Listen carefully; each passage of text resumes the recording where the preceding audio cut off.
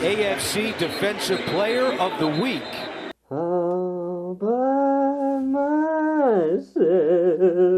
Forced the incompletion right there by Christian Fulton. He's able to snag it with one hand. Don't wanna be all by myself. On the wheel route, it's the rookie with the new worst game ever. This game started with immediate regret.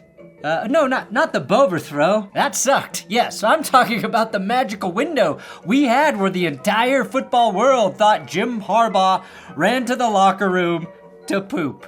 Or because he sharted in his khakis. I thought I was going to play this soundbite from Dan Campbell. Wear a diaper before some of these games. Over and over and over again as coaching advice from one coach to another. Instead, my team was losing 23-0. They were getting blown out. But Jim Harbaugh's blowout was even worse. Jim had to bolt for the bathroom. I was going to have so many Jim Harbaugh poop jokes to make me feel better about this loss. And even that was taken away from me. I'll explain how that happened. How the real score of this game is 23-0, not 23-16, even though the curse of 16 is officially back. And how the football gods built me up with 3 straight wins just to punch me in the gut as hard as they could. In the new, I really thought these were done new, worst game ever. Oh, Jim.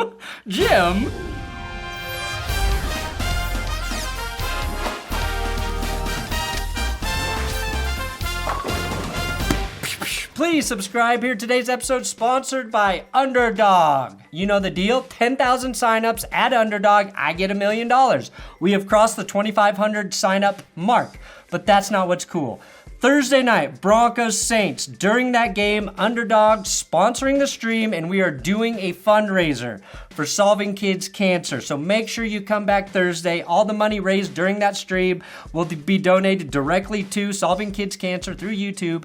And Underdog has started that fundraiser off with a $10,000 donation.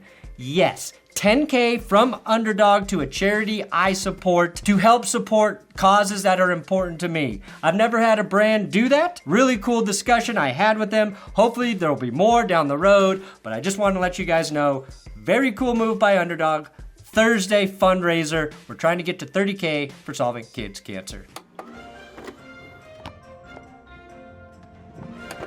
The worst part is I waited until this week to get cocky online. How am I supposed to go on Twitter after all the crap I talked about how good the Broncos were this week? I didn't do it after Tampa. I didn't do it after the Jets.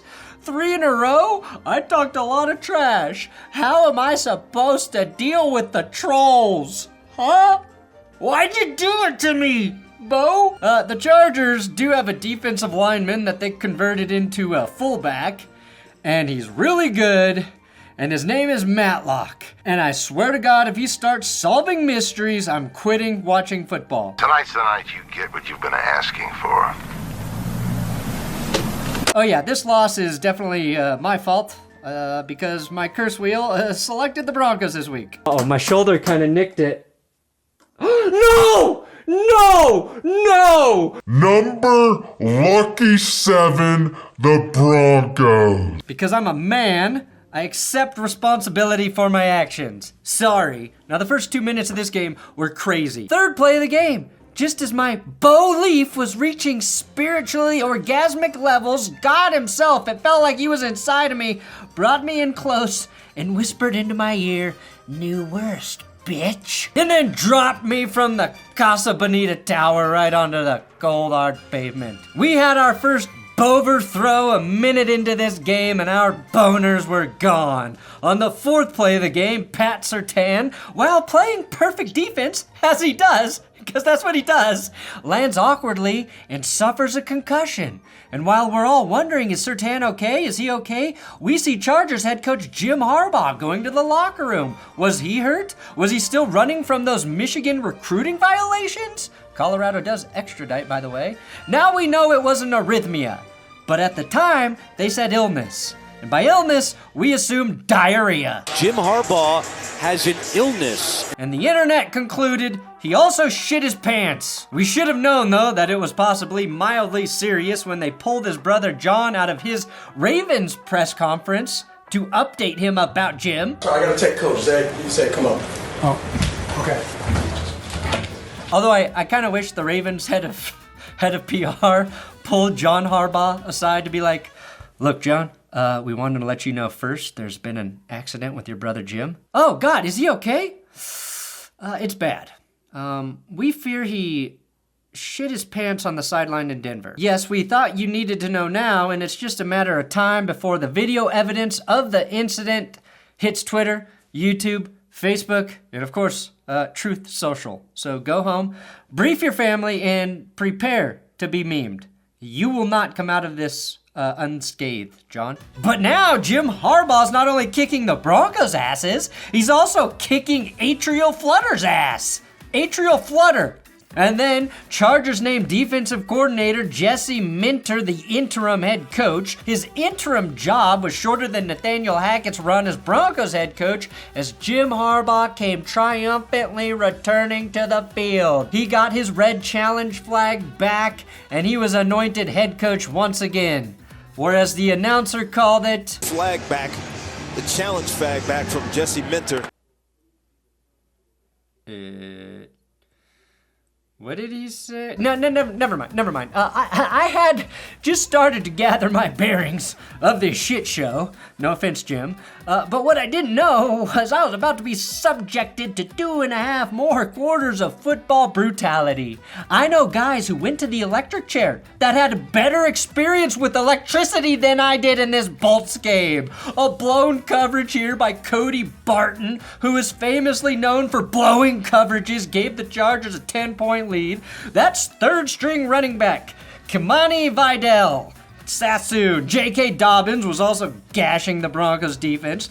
I had no idea who was catching passes for the Chargers.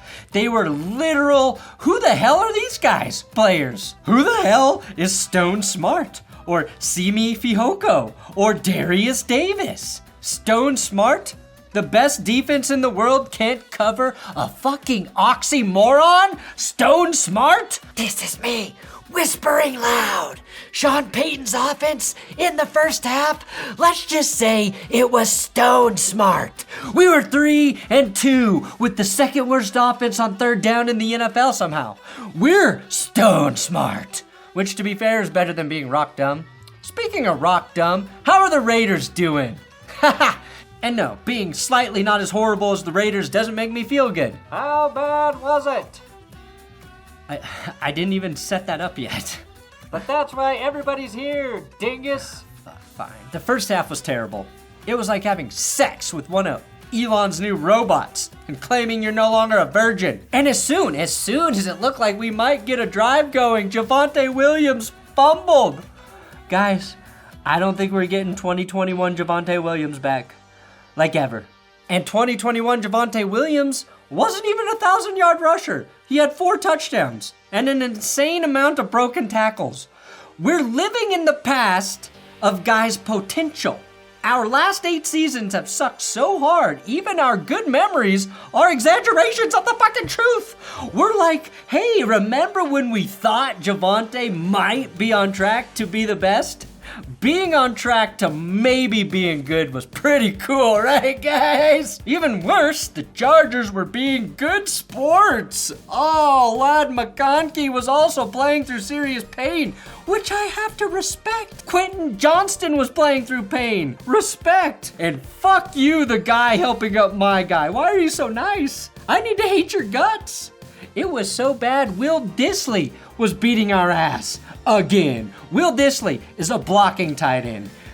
And he seems to have one good receiving game every 2 years when he plays the Broncos. He literally Will disses me every time he's on the field. How bad was it? Well, with 3 minutes and 30 seconds left in the first half, Justin Herbert had more passing yards at 156 than he had in 3 full other games this year. We're the first defense to let him clip 200 yards passing. Don't worry, Pat Surtain will be back. Pat Surtain will be back and everything will be okay. Everything will be okay when Pat Surtain is back. Tell me it'll be okay. The feeling's coming back, guys. Oh, fuck, it's coming back. No, Bo Nix finished the first half with 22 passing yards. My football team is so bizarre. I was like, hey, that's actually a lot better than the -7 he had during the Jets game at halftime. And we won that one, remember? This is actually improvement. 22 yards passing's improvement. It was so bad the cheerleaders were taking cover from Nix's overthrows. It was so bad I can't even make fun of this photo montage of Sean Payton counseling Jim Harbaugh after all the times he shit his pants during a game because he has arrhythmia, and that is not funny. You're the only one who knows. I've got boom boom in my khakis. LA had 10 points off of Denver turnovers. They were up 20-0. The only big play Denver had was called back for holding. The only one. Bo Nix, again, 22 yards. He had a passer rating of 0.0. Can we remove the decimal if it's 0? That just seems offensive and unnecessary. 3 completions and just 2.2 yards per pass attempt. If your yards per attempt passing are smaller than my dick, we've got a real problem. If your EPA per pass is negative, that's actually fine because I don't think that's a real metric, just something nerds made up to lord over us. That and algorithms and 5G. Outside of Pat Surtain being invaluable to the Broncos defense, an even greater truth emerged. Vance Joseph's weakness might be Greg Roman's offense. Only a coordinator that everyone wrote off could thwart another coordinator everyone wrote off. And as long as we don't play Greg Roman in the playoffs, we should be okay, right, guys? We're going to the playoffs still, aren't we? Coming out of halftime, trailing 20-0, what did my beloved Broncos do in my time of need? They defecated on me like a real Harbaugh. I couldn't even appreciate this sack and decapitation escape by Bo Nix. And it was wild because one of the most infuriating drives took place after that magic. The Chargers tipped a pass that was nearly picked. Javonte dropped a screen pass. We got to delay a game on 3rd and 15. Then a false start. Hello, 3rd and 20. Now 3rd and 15 looks kind of hot. Ooh, yeah. Instead, Herbert drops an FDR right into Simi Fioco's breadbasket. LA finished the third quarter up 23-0. Bo Nix had 4 completions. Now, to be fair, Bo Nix wasn't as bad as his stat line. Oftentimes he's not. But he wasn't as good as the praise he was receiving. Oh, no. Oh, God, is Bo Nix a whiter Russell Wilson? Even when Bo did magic, buying an eternity of time, nobody can get open. That's like a 12-second play, and not a single one of our slow-ass receivers can get open. That was a long play. Nobody to throw to. Bo was bad for 3 quarters, but he needs a little help from time to time, too. Here's a worse stat. Through 3 quarters, the Chargers' time of possession was greater than Bo Nix's passing yards. 30 minutes of possession to 27 yards. Denver did put up a fight in the 4th quarter, okay? Bo got his 5th completion then. Yay! It was funny, though, watching Chargers fans during the live stream not feel comfortable with a 23-0 lead. You gotta be all kinds of tortured to not fully enjoy a 23-0 lead. I've got it bad, but I know you guys have had it pretty bad too. I was not enjoying my team's prolific garbage time performance in all its glory. 2 touchdowns and a field goal. I certainly wasn't enjoying seeing Tim Patrick, the player we cut, lead the Lions in receiving yards through 3 quarters. Troy Franklin got his first NFL touchdown. That was nice. Cortland Sutton had a ridiculous, and I mean ridiculous, one-handed catch in the back of the end zone. That was 90% a real catch that I could not enjoy because I knew there was no way in hell Denver would win this game after the first 3 quarters were so bad. But then I did it. I believed again. Denver needed a miracle, and they got one when LA fumbled a gift of hope, disguised as a box of poop. John Harbaugh took a dump in a box, had it professionally gift wrapped, and then let us open it because that fumble was negated by a defensive holding penalty. Offsetting penalties eventually gave Denver 2 onside kicks. Both go out of bounds. We can't recover, and I am going back to atheism. I am a non-believer. Until Thursday, then I'll do it again. I will be a flaccid, bonerless football fan, counting what new worst game we're at until Thursday. I will say, though, watching the Broncos not give up is something. It really is. It's mostly really something. A lot of teams wouldn't have kept fighting that late, down that much.